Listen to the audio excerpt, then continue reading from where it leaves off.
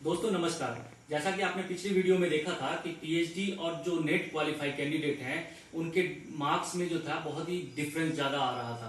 PhD जो थे वो 70 नंबर पे लाइक कर रहे थे। जैसे कि आपने पीएचडी ओनली की बात किया था मैंने, तो पीएचडी ओनली जो थे वो सिर्फ 70 मार्क्स पे थे और जो नेट क्वालिफाई कैंडिडेट थे परिनियम में वो सिर्फ उनको जो था इस परिनियम में 37 मार्क्स मिल रहा था। ठीक है, तो इस परिनियम के हिसाब से तो वो वैसे भी शॉर्टलिस्ट नहीं होंगे। आप अगर डीयू की वैकेंसी देखें 2018 की, तो उसमें क्या किया गया था कि मिनिमम जो कट ऑफ रखा गया था आपको शॉर्टलिस्ट करने के लिए वो 60 रखा गया था आपको 100 में से। तो आप देख लीजिए 37 वाला तो कभी भी शॉर्टलिस्ट भी नहीं होगा।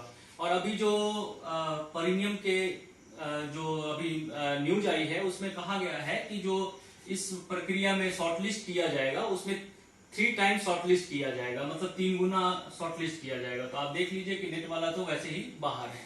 तो सबसे पहले हम समझते हैं दोस्तों इसमें कि नेट जो कंपटीशन है उसको बाहर क्यों किया जा रहा है। आप देखिए, आप यूजीसी 2018 का जब गाइडलाइंस देखेंगे, यूजीसी 2018 के गाइडलाइंस में आप पेज नंबर 59 पे देखेंगे। ठीक है, पेज नंबर 59 में 3.4 जो आपका सब क्लॉज है उसमें आप देखेंगे कि आपकी जो पीएचडी है वो मैंडेटरी की गई है 2021 से। 2021 से आपको मैंडेटरी की गई है। उसमें बकायदा आपको डेट भी दिया गया है कि 1 जुलाई 2021 से आपकी जो पीएचडी होगी वो मैंडेटरी होगी। लेकिन कहां पे मैंडेटरी होगी? तो ये मैंडेटरी जो है वो सिर्फ यूनिवर्सिटी लेवल पे आपको मैंडेटरी किया जाएगा। आपको कॉलेज के लिए 2021 के बाद भी आपको कॉलेज के लिए पीएचडी की अनिवार्यता नहीं रहेगी। तो फिर इस परिनियम में इस तरह से क्यों बनाया गया है कि आपको नेट वालों को कंपटीशन से बाहर कर किया जा रहा है। आप अगर यूजीसी नेट की बात करें अगर हम सिर्फ, तो यूजीसी नेट जो एग्जाम होता है आप देखें तो यूजीसी नेट जो है वो 6 नंबर पे आता है। आपका जो टफेस्ट एग्जाम है आपका उसमें 6 नंबर पे आपका आता है टफेस्ट एग्जाम इन इंडिया।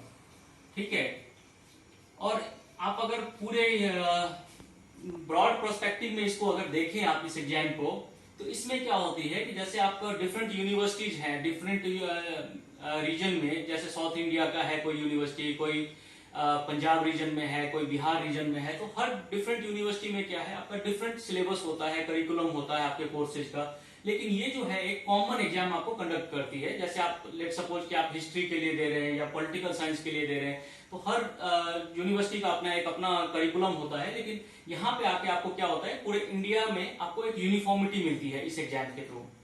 दूसरी सबसे बड़ी बात जो है इस एग्जाम में, उसका जो सिलेक्शन रेशियो है वो सिर्फ 3 से 4% लोगों का ही सिलेक्शन होता है।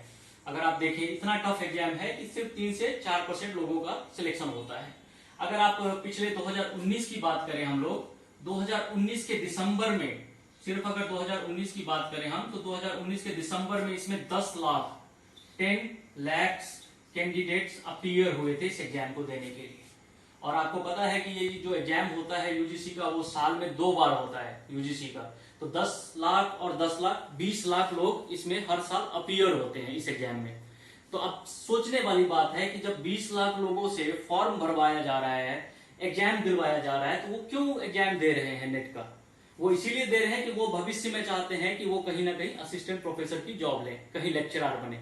लेकिन इस प्रक्रिया में जहां पे एक पीएचडी को 70 मार्क्स दिया जा रहा है, एक पीएचडी प्लस नेट को 100 मार्क्स दिया जा रहा है, और नेट को सिर्फ यहाँ पे 37 नंबर पे लाके खड़ा किया जा रहा है, तो आप खुद बताइए कि आप ये 20 लाख लोग जो है वो कहाँ जाएंगे? ये 20 लाख लोग, इन 20 लाख, क्योंकि नेट एग्जाम को कहीं भी दूसरी जगह वैधता नहीं है। अगर आप पीएचडी नहीं करते तो कुछ ही लोगों को इनमें से जो है वो फेलोशिप मिलती है। बाकी तो लोग इसलिए ये नेट एग्जाम पास करते हैं कि उनका जो ड्रीम होता है वो होता है असिस्टेंट प्रोफेसर बनने का। तो आप ये जो कैलकुलेशन है ये आपको डायरेक्टली दिखा रहा है कि जो नेट एग्जाम का है, आपके सर्टिफिकेट पर तो ये लिख दिया जाता है कि you are qualified for assistant professor, और आपको एक तरह से बाहर का रास्ता दिखाया गया है। ठीक है, तो आप खुद डिसाइड कीजिए कि ये कहां तक आपको लोग इस एग्जाम को देना चाहिए कि नहीं देना चाहिए। मेरा वीडियो इसमें आपको सतर्क करने के लिए है कि एक तरफ आपसे गवर्नमेंट आपसे पैसा ले रही है। आप किसी भी एडवर्टाइजमेंट में देखिए, आप हर एडवर्टाइजमेंट में लिखा होता है कि मिनिमम एलिजिबिलिटी जो है नेट को मिनिमम एलिजिबिलिटी मान के उनको अप्लाई करने के लिए छूट दे देते हैं। आपसे 500-1000 रुपए हर फॉर्म में भरवाया जाता है और उसके बाद आपको कंपटीशन से बाहर कर दिया जाता है, आपको शॉर्टलिस्ट भी नहीं किया जाता है।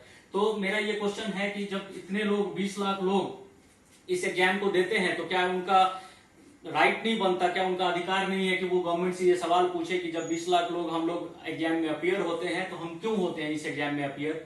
अगर आप मिनिमम एलिजिबिलिटी लिखते हैं कि असिस्टेंट प्रोफेसर के लिए मिनिमम एलिजिबिलिटी नेट पास है तो फिर क्यों नहीं हमें शॉर्टलिस्ट किया जाता है? दूसरी बात, जब पीएचडी आपका रेगुलेशन में यूनिवर्सिटी के लिए 1 जुलाई 2021 से आप ये हर जगह आपको यूजीसी के गैजेट में भी आप ये चीज देख सकते हैं।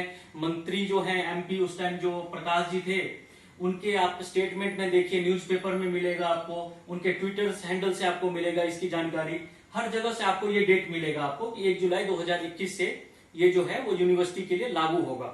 लेकिन उससे पहले ही आप देखिए हर वैकेंसी में आप जीएम यूनिवर्सिटी संबलपुर का अभी मैंने देखा डाटा, वहां पे ये यूजीसी 2018 रेगुलेशन से रिक्रूटमेंट हुई है। आप हिमाचल में हुआ है, धर्मशाला में, जितने भी यूनिवर्सिटी हैं वो इसमें इस डेट से पहले ही पीएचडी को अनिवार्य रूप से लागू कर रहे हैं। तो अभी सोचने वाली बात है कि जब आप 2018 में इस चीज को गैजेट में पास करवाते हैं, जुलाई 2018 में इसको गैजेट में पास कराते हैं, तो पीएचडी के लिए आप टाइम कितना दे रहे हैं कैंडिडेट को? पीएचडी के लिए अमूमन जो इंडिया में जो आप देखें तो इंडिया में जो कल्चर है उसके हिसाब से पीएचडी करने में आपको 5 साल का टाइम दिया जाता है, क्योंकि गवर्नमेंट जो है वो आपको 5 इयर्स के लिए फेलोशिप देती है। ठीक है, अदरवाइज आप तो किसी यूनिवर्सिटी में 2.5 साल में भी सबमिट ले लेते हैं, 3 साल में भी ले लेते हैं, लेकिन एक क्वालिटी थीसिस के लिए आपको 5 साल का अमूमन टाइम दिया जाता है। तो जब 5 साल के लिए आप मिनिमम मान के चलते हैं कि 5 साल एक क्वालिटी पीएचडी को करने में टाइम लगता है, तो 2018 के बाद आप इसको 5 साल में कैसे लागू कर सकते हैं? 2020 में की वैकेंसी में आप इसको कैसे लागू कर सकते हैं? तो ये कुछ नेट से रिलेटेड मेरे कुछ आपको तर्क थे। आपको पता नहीं कितना आप इस मेरी बातों से सहमत होंगे, लेकिन ये आप सभी के साथ, हम सभी के साथ ये चीजें धोखा हो रही है। तो मैं चाहूंगा कि आप सभी लोग इसके प्रति जागरूक हो और गवर्नमेंट से जरूर इसका सवाल पूछें कि जब हम 20 लाख लोग हर साल नेट का एग्जाम दे रहे हैं तो हम क्यों दे रहे हैं नेट का एग्जाम? क्योंकि हमें तो यहाँ शॉर्टलिस्ट नहीं कर रहे हैं आप लोग। तो या तो हमें मना कर दीजिए, कोर्ट जजमेंट निकाल दे कि नेट वाला जो है वो हायर एजुकेशन में नेट वाले की नहीं लिया जाएगा, सिर्फ पीएचडी प्लस नेट वालों को ही वरीयता दी जाएगी। ये क्लियर स्टेटमेंट दे दे ताकि हम फॉर्म भरना छोड़ दें, हम सिर्फ अप्लाई करने तक सीमित ना रहें। धन्यवाद दोस्तों।